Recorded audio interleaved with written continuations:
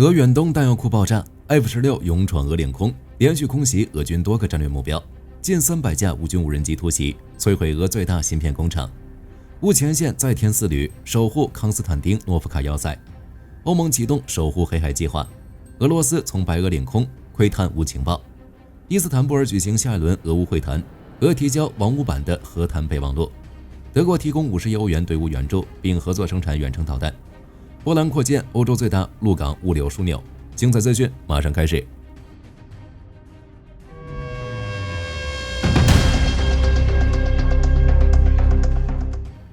据俄奥斯特拉频道报道，俄罗斯阿米尔州第35集团军的304弹药库发生剧烈爆炸，引发大火。从拍摄画面中，该弹药库已笼罩在一片白烟中，且周围能明显看到不断蔓延的大火。美国 NASA 的卫星数据也在该地区检测到数个起火点，火势相当严重，但起火原因却至今未知。俄罗斯官方也未作出回应。据悉，该弹药库距离乌克兰6000公里，所在的阿米尔州是俄罗斯边境的一个比较特殊的存在。这里拥有俄军的远东基地，早些时候，俄空天军曾将他们的图160部署到此地，而且俄军第304弹药库其实早在2011年就被关闭，但至今有警卫把守。这难免不让火力军想多，难道真如外界推测一般，又是乌克兰特种部队或情报人员的深入作战战果？前线防线，乌总参谋部公布 F-16作战镜头，其飞抵俄罗斯境内，连续空袭俄军多个战略目标。据图片报报道，乌克兰总参谋部公布了 F-16作战的最新镜头，宣示他们再度飞入了库尔斯克作战。根据前线流出的画面显示，乌军 F-16攻击了俄军多个军事设施，其中甚至包括一个位于前线的俄军指挥部。乌军向该指挥部发射了数枚 GBU-39炸弹，随即引发剧烈的爆炸。在视频中，阵地内的俄军似乎有所感应，在袭击发生时拼命地四处逃窜。此外，俄军的武器库和补给点也都遭遇了不同程度的袭击，到处可以看到散落的俄军建筑残骸。乌总参谋部公布 F-16作战视频，一来可以提振士气，二来是再次把俄军红线按在地上摩擦，同时证明乌克兰有实力进入俄境内作战。俄罗斯方面目前尚未对此事做出回应，不过早些时候，荷兰已向乌军移交了全部的 F-16战机，乌克兰还将用 F-16、苏27、米格29战机发起更多空袭，将对俄境内目标的打击列入日常任务。与此同时，乌军还在比尔格罗德州发起了炮击。据悉，乌军使用海马斯火箭弹打向了当地的俄军集结点，集束弹药迅速如雨点般砸向对手，俄军装甲设备遭到重创。在空中可以清晰观察到有数个起火点，详细战损正在统计中。在空袭上，据美国战争研究所的报道，乌军发射数百架无人机袭击了俄罗斯多地，其中针对莫斯科的袭击力度依旧是最大的。乌总参谋部报告称，5月28日，乌军向莫斯科泽列诺格勒埃奥马科技园发射了数十架无人机。据地理定位镜头显示，俄防空部队和来袭的乌军无人机展开激战，但似乎是没完全拦截。随即就传出 Micron JSC 芯片基地起火爆炸的消息。在视频中，该企业的门楼已经被毁，玻璃也碎了一地，到处是掉落的残骸，并不时传出剧烈的爆炸声。值得注意的是，乌克兰反虚假信息中心负责人安德烈·科瓦连科中尉报告称，埃尔马科技园是俄罗斯进口替代品的关键枢纽，而遇袭的 Micron JSC 不仅是俄罗斯最大的芯片制造基地，还是欧洲最大的嵌体和标签生产商之一。它每个月几乎能生产超过5000万个嵌体，年芯片销售量则超过10亿个，在整个俄罗斯的微电子出口中占据了超过50%的份额。显然 Micron JSC 在俄罗斯的所谓高科技企业中占有十分特殊的地位，但现在它连同整个埃尔马科技园都遭到了乌军的重点打击。与此同时，乌军还袭击了位于莫斯科州杜布纳的2座工厂。据悉，这2座工厂均是俄罗斯国防和航空领域的关键企业，长期以来它都在为俄军生产包括猎户座在内的大型无人机、地面控制系统以及各种类型的巡航导弹。从现场披露的视频看，这2座工厂也和埃尔马科技园一样起火爆炸。随后，俄方回应称，其防空部队击落了全部来袭的42架乌军无人机，但击落产生的无人机碎片引发了火灾。此外，俄罗斯其他工厂也都遭遇了袭击，如全俄规模最大涅留格林斯卡亚煤炭厂突发大火，费奥多罗夫机械制造厂发生爆炸等等。俄国防部28日通报称，在俄罗斯各地共击落乌军296架无人机，更多损失还在澄清中。同一天，乌克兰空军通报称，当天俄军从库尔斯克州和沃罗涅日州发射了5枚伊斯坎德尔 M 和 KN-23弹道导弹，以及1枚 KH-5969巡航导弹，并发射了88架各式无人机，打向乌克兰各地。乌军共击落和电子压制了其中71架无人机，目前受损情况正在统计中。值得注意的是，乌克兰开发了一种 AI 自动防空炮塔，守护乌克兰领空。据公布的资料显示，该系统的名字叫天空哨兵，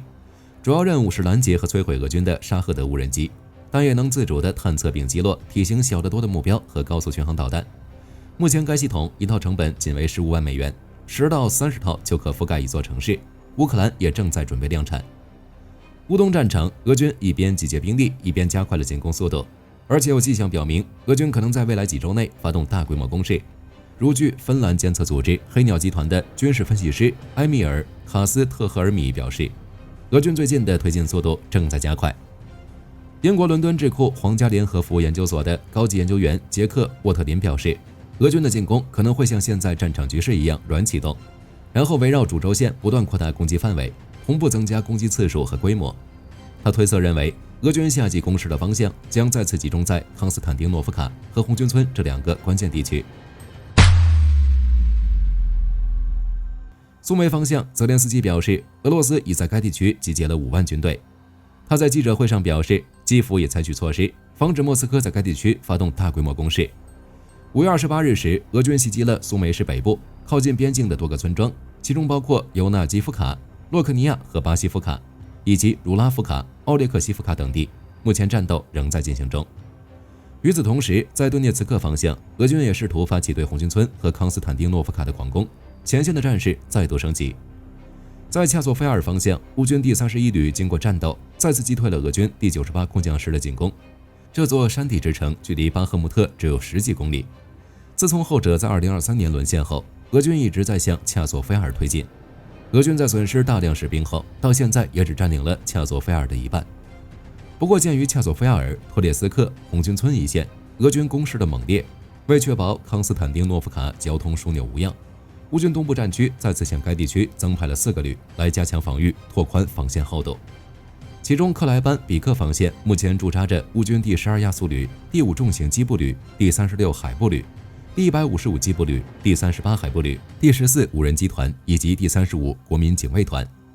T0504公路西南防线目前驻扎着乌军第17重型机步旅、第1坦克旅、第157机步旅、第120侦察团和第210和425突击团。T0506公路东南防线则驻扎着乌军旅特警察突击旅、第20国民警卫旅、第100机步旅、第1、第117、第125国土防御旅以及第36国民警卫团。此外，在托列茨克北部还驻扎着乌军第猎人机动警察旅、第42机步旅、第107国土防御旅、哈尔科夫独立团等部。甚至乌军连战略预备队都准备好了，即雪绒花重装山地旅、国民警卫队第13、第14突击旅、第28机械化旅，随时准备同俄军决一死战。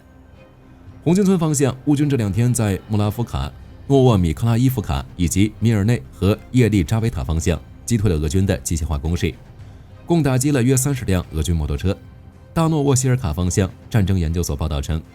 俄军第394摩托化步枪团的第1和第2摩托化营成功突入泽勒讷博尔小镇，并在这里升起了一面旗帜。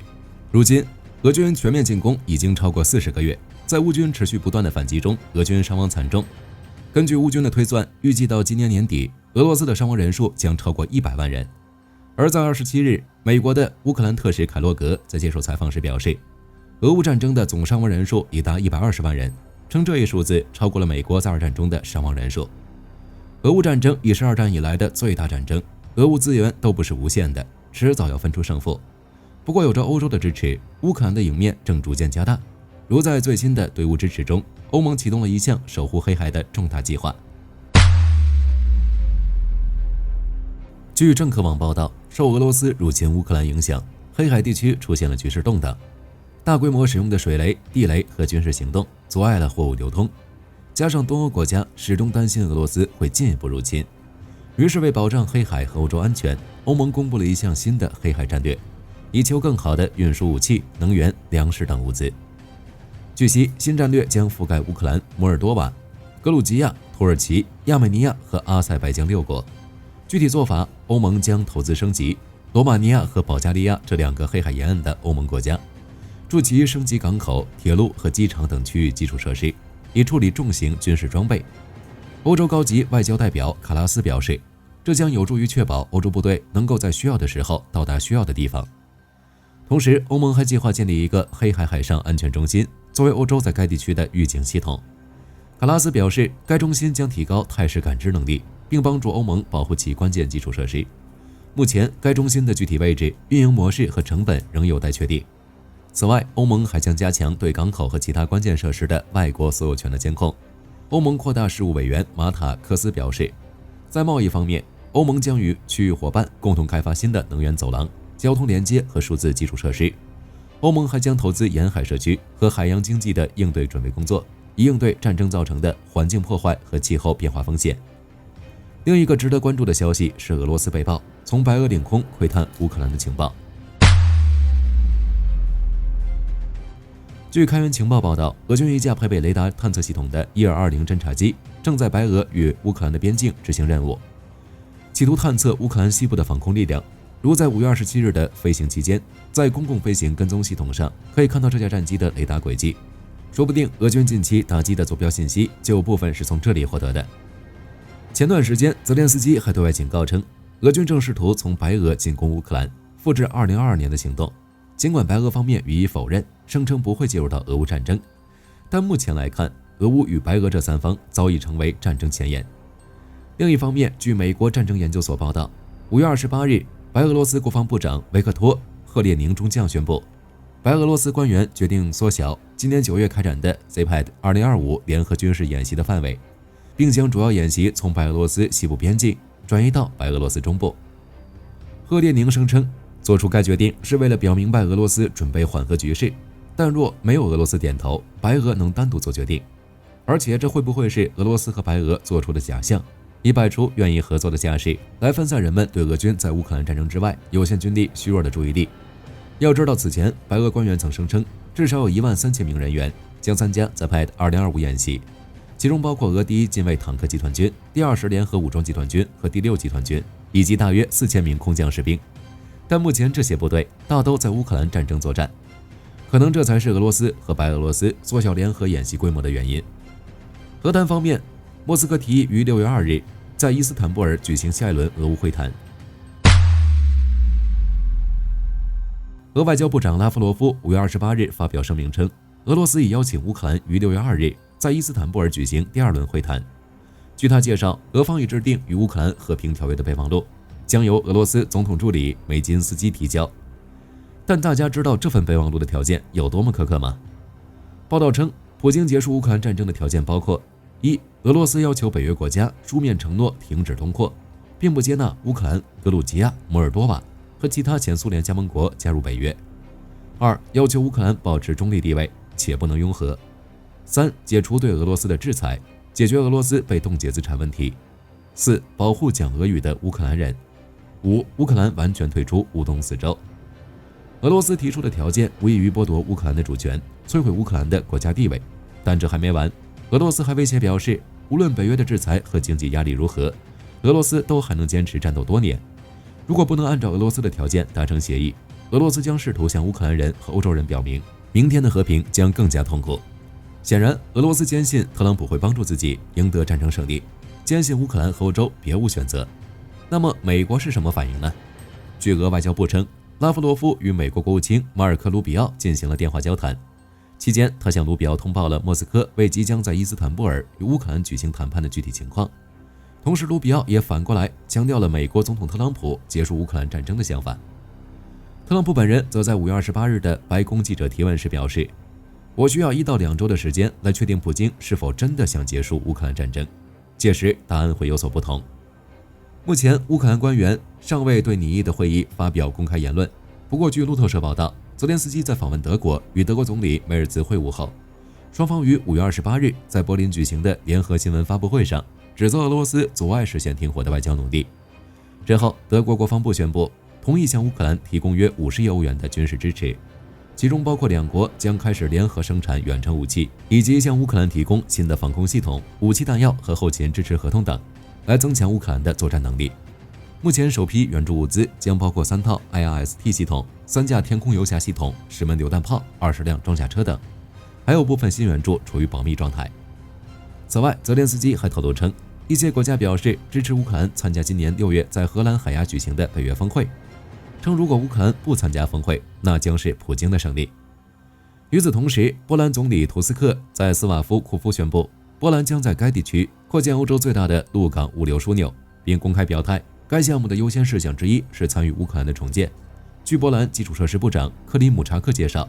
该项目配套工程包括西里西亚省27个铁路项目，总投资约140亿兹罗提，约合32亿欧元，以及与波罗的海集装箱港口组成连通网络。而带来的收益将把每年码头的年吞吐量从28.5万个集装箱提升至超50万个集装箱。中东战火重燃，以色列继续向加沙和红海发起大规模的行动。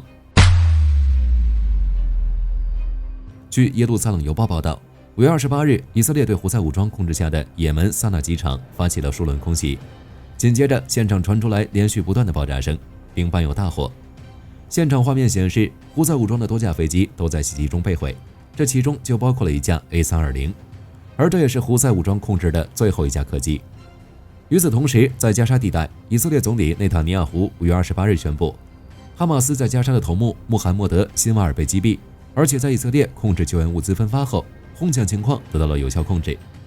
外界分析认为，这标志着哈马斯正在失去民众基础，彻底失去对加沙地区控制。此外，摩萨德的情报还显示，加沙的哈马斯领导人似乎正在同海外哈马斯断绝关系。身处卡塔尔安全地带的哈马斯领导层对加沙施加了更大压力，而后者却接连遭到以军的定点清除，这无疑加深了双方隔阂。对于释放人质的问题，他们也存在着矛盾。加沙仍然没有打算立即释放全部人质。更为关键的是，如今的以色列已经不打算和哈马斯达成任何协议，军事行动一直没停。后续发展，火力军将持续关注。据航空学报道，美国赫米斯公司研制的奎特曼 MK1 在5月27日成功进行了首飞。据悉，这次首飞在加州爱德华空军基地进行，该基地有极长的干涸湖床跑道，可以起飞和降落。而测试的奎特曼 MK1 采用一具通用电气公司的 J85 发动机，也就是 F5T38 使用的发动机。虽然首飞平稳保守，甚至没有超过音速，但这为日后的研发铺好了道路。据悉，奎特玛 MK1 于2024年3月首次亮相，有远程无线遥控，旨在展示高速起飞和降落。赫米斯公司执行长兼联合创始人皮普利卡表示， MK1 重新定义了新飞机从开发到飞行的进度，仅只用了204天。我对我们团队所取得的成就感到无比自豪。同时，我们也证明了迭代开发的可行性。这里说的迭代开发是指团队每一次的原型机任务，只做很单纯的任务，之后重新再造新的原型机。以赫米斯公司为例，从研发初期就制定了基于4架飞机的迭代设计发展路线图，每架飞机都有特定的用途，最终的目标是打破 SR-71 黑鸟保持的空速记录。而每一代奎特玛的外形都还可能差异很大，如 MK0 作为首架原型机，其仅进行地面测试，连机翼都没有安装，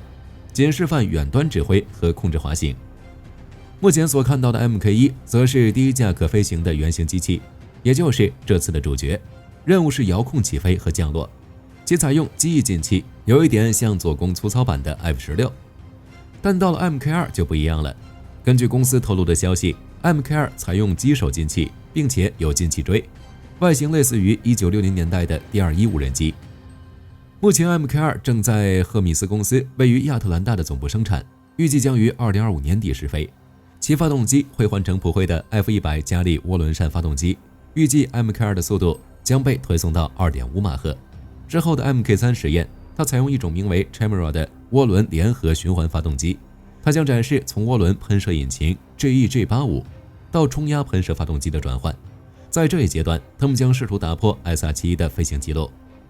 好了，本期节目到这里就结束了。俄乌的下一场大战是会在红军村还是康斯坦丁诺夫卡？欢迎在评论区留言讨论。我是火力军，下期见。